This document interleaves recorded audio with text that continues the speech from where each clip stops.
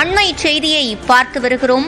போர் பதற்றம் உள்ள நிலையில் தாக்குதலை எதிர்கொள்ள தயாராகிறது தலைநகர் டெல்லி. தாக்குதல் நடத்தினால் அதனை எதிர்கொள்வதற்கு முழுமையாக தற்போது டெல்லி தயாராகி வருகிறது. இன்று பகல் 3 மணிக்கு டெல்லி பொதுப்பணித்துறை அலுவலகங்களில் அபாய ஒலி எழுப்பி ஒத்திகை பார்க்கப்பட இருக்கிறது. போர் பதற்றம் உள்ள நிலையில் பாகிஸ்தான் தாக்குதல் நடத்தினால் அதனை எதிர்கொள்ள டெல்லி தயாராகி வருகிறது. இன்று பகல் 3 மணிக்கு டெல்லி பொதுப்பணித்துறை அலுவலகங்களில் அபாய ஒலி எழுப்பி ஒத்திகை பார்க்கப்பட உள்ளது. முன்பாக நள்ளிரவில் பாகிஸ்தான் ஏவுகணை மற்றும் ட்ரோன்களை ஏவி தாக்குதல் நடத்த முயற்சித்தது. இந்தியா அதனை வெற்றிகரமாக முறியடித்தது. இந்நிலையில் தற்போது டெல்லி தாக்குதலை எதிர்கொள்ள தயாராகி வருகிறது. கூடுதல் விவரங்களை செய்தியாளர் சுசித்ராவிடம் கேட்கலாம். சுசித்ரா, இதற்கு முன்பே போர் ஒத்திகை என்பது பார்க்கப்பட்டிருந்தது. அதே போன்ற ஒரு சூழல்தான் இன்றும் பார்க்கப்படுமா அல்லது கூடுதலாக இன்னும் முயற்சிகள் எடுக்கப்படுமா?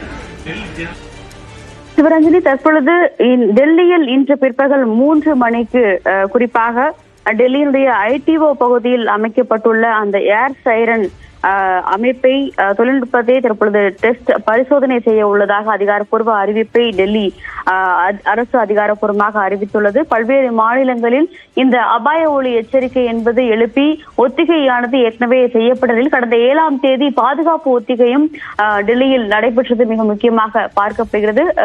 குறிப்பாக நாடாளுமன்ற வளாகம், மத்திய பிரதமருடைய இல்லம் உள்ளிட்ட பல்வேறு முக்கிய அமைச்சருடைய இல்லங்கள் அமைந்திருக்கக்கூடிய இந்த சென்ட்ரல் டெல்லி பகுதியில் அமைக்கப்பட்டுள்ள அந்த அபாய ஒலி எழுப்பி அந்த ஒத்திகை என்பது இன்று பகல் 3 மணிக்கு நடைபெறும் என்ற அறிவிப்பை தான் டெல்லியினுடைய அரசாங்கம் அறிவித்துள்ளது. பிற்பகல் 3 மணிக்கு சுமார் 15 முதல் 20 நிமிடங்கள் இந்த ஒரு அபாய ஒலி எச்சரிக்கை தொடர்பான ஒத்திகைகள் நடைபெறும் எனவும் அதிகாரப்பூர்வ அறிவிப்பை தற்பொழுது அறிவித்திருக்கிறார்கள். குறிப்பாக பொதுமக்களுடைய அந்த ஒரு விழிப்புணர்வை ஏற்படுத்தும் விதமாக இந்த ஒரு அபாய ஒலி எச்சரிக்கை எழுப்பப்படும் என்றும் பொதுமக்கள் அமைதியாக இருக்க வேண்டும் என்ற ஒரு கோரிக்கையும் அரசாங்கம் சார்பாக கேட்டுக் கொள்ளப்பட்டுள்ளது. மிகவும் இந்த ஒரு ஒத்திகையின் போது பொதுமக்கள் அமைதியாக இருந்து அவர்களுக்கு வழங்கப்படும் அந்த ஒரு அறிவுரைகள் படி நடந்து கொள்ள வேண்டும் என்ற ஒரு கோரிக்கையும் அரசாங்கம் சார்பாக முன்வைக்கப்பட்டுள்ளது. டெல்லியினுடைய துணைநிலை ஆளுநர் தலைமையில் நடைபெற்ற ஆலோசனைக்கு பிறகு இந்த ஒரு அறிவிப்பை தற்பொழுது டெல்லி அரசாங்கம்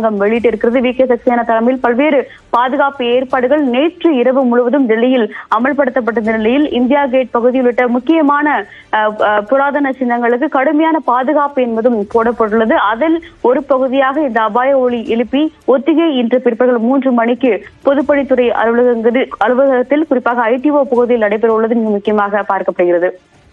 அதேபோல ஆலோசனைகளும் நடத்தப்பட உள்ளன. அதற்கு பின்பு வேறு ஏதேனும் கூடுதல் நடவடிக்கைகள் எடுக்கப்படுவதற்கான வாய்ப்புகள் இருக்கிறதா சுசித்ரா?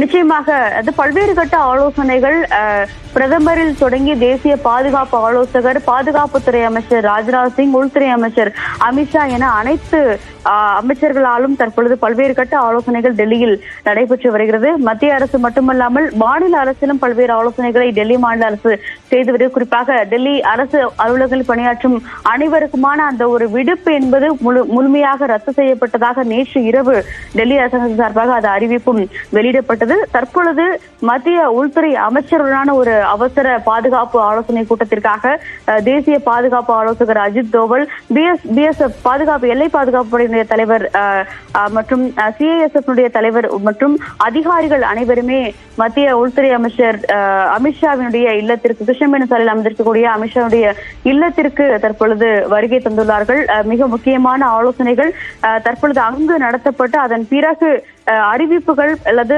தகுந்த முடிவுகள் என்பதும் வெளியாகும் எனவும் எதிர்பார்க்கப்படுகிறது. குறிப்பாக நேற்று நடைபெற்ற ஆபரேஷன் சிந்தூருடைய 2வது பகுதியினுடைய அந்த விளக்கம் தொடர்பான செய்தியாளர் சந்திப்பும் இன்று காலை நடைபெறும் என எதிர்பார்க்கப்பட்ட நிலையில் அது இன்று மாலைக்கு தள்ளி வைக்கப்பட்டுள்ளதாக ஒரு தகவல் வெளியாகி இருக்கிறது.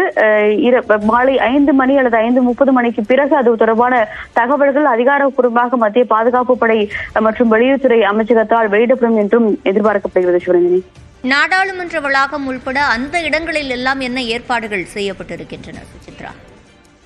நேற்று இரவு முதலே, அதாவது எல்லை பகுதிகளில் தாக்குதல் எடுப்பது தொடங்கிய உடனேயே கடுமையான பாதுகாப்பு டெல்லிக்கும் தலைநகரான டெல்லிக்கும் போடப்பட்டதை மிக முக்கியமாக பார்க்கப்படுகிறது. பொதுமக்கள் அனாவசியமாக பொது இடங்களில் கூட வேண்டாம் என்றும் ஒரு எச்சரிக்கையை காவல்துறை அதிகாரிகள் விடுத்திருந்தார்கள். அது மட்டுமல்லாமல் கண்காணிப்பு சோதனைகள் என்பதும் பல்வேறு எல்லைகளில் டெல்லியினுடைய எல்லைகளும் நடத்தப்பட்டது மிக முக்கியமாக பார்க்கப்படுகிறது.